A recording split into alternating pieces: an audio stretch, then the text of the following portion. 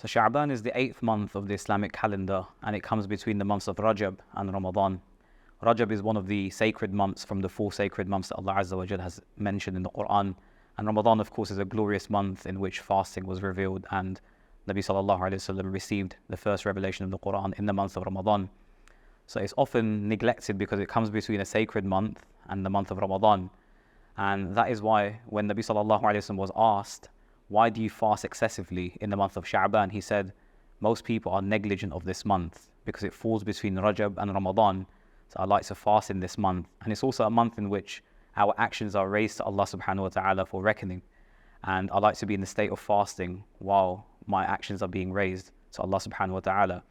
And another historical fact, Allah subhanahu wa ta'ala revealed the instruction to send salawat upon Rasulullah sallallahu alayhi wa sallam in the month of Sha'ban. And sending salawat upon Rasulullah sallallahu alayhi wasallam is one of the greatest gifts that this ummah received.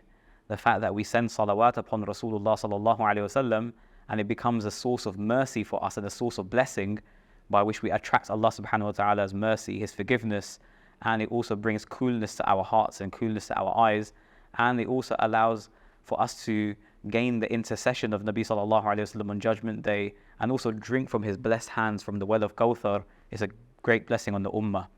And one of the final things that I wanted to mention about the month of Sha'ban is that the diversion of the Qibla from the first Qibla, which is Al-Masjid Al-Aqsa, to Al-Masjid Al-Haram occurred in the month of Sha'ban. The month of Sha'ban has plenty of virtues and merits. One of them is forgiveness from Allah subhanahu wa ta'ala. There are numerous ahadith of Rasulullah sallallahu alayhi wasallam that speak about the merit of this month, specifically the 15th night of Sha'ban, Laylatul Nisf min Sha'ban, the middle night of Sha'ban. Ibn Umar radiallahu anhuma, he said that there are 5 nights in which our prayers are accepted by Allah subhanahu wa ta'ala. None of our prayers are rejected. And one of those nights is the middle night of Sha'ban, the 15th night of Sha'ban. In one hadith, Nabi sallallahu alayhi wasallam mentions that Allah Azza wa Jal himself descends on this night, and he asks, who is there to seek forgiveness from me? Another virtue that we learn about the month of Sha'ban is fasting. Nabi sallallahu alayhi wasallam used to fast excessively in the month of Sha'ban, to the point that Aisha radiallahu anha says that there is no month outside of Ramadan in which Nabi sallallahu alayhi wasallam fast as much as the month of Sha'ban. In order for us to fully maximize from the month of Ramadan, it's important to have a strong Sha'ban. We can look at it like a sports team and a season in football. If you want to have a strong season in football, you have to have a strong pre-season. Pre-season is used for conditioning mentally and physically.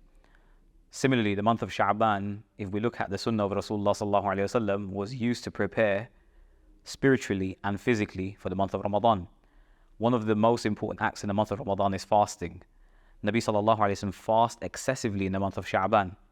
So for us, a practical tip to be ready physically for the month of Ramadan is to fast on Mondays and Thursdays at least, to fast on the 13th, 14th and 15th of the month of Sha'ban, which are known as Al-Ayyamul Bid, in every single month, in every single lunar month, the white days.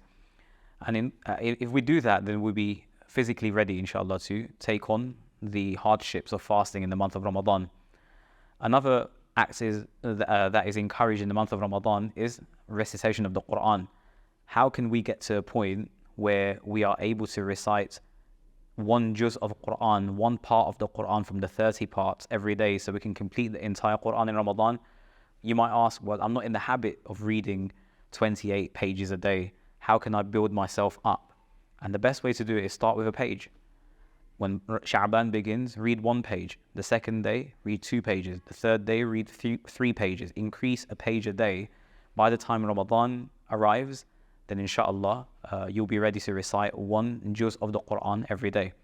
Another practical tip is regarding praying salah in congregation.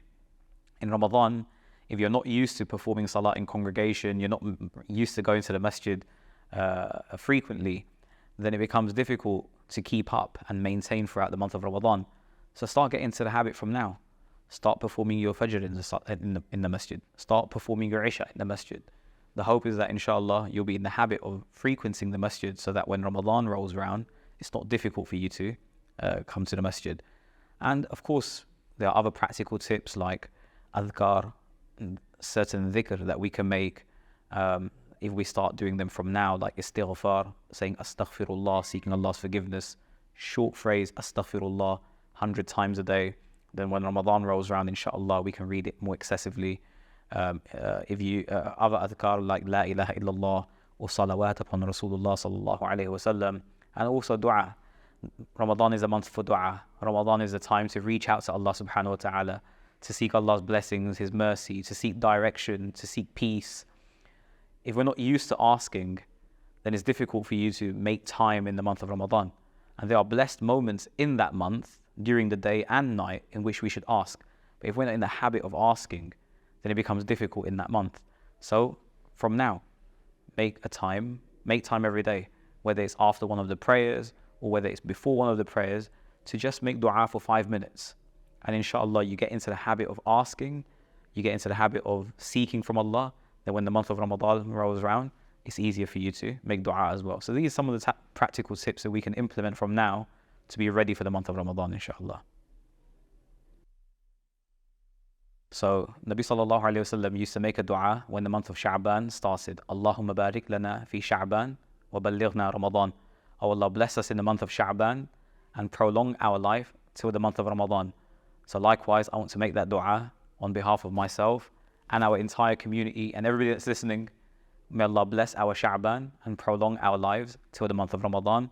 May He guide us to a good Ramadan, a blessed Ramadan, and may He accept it from us.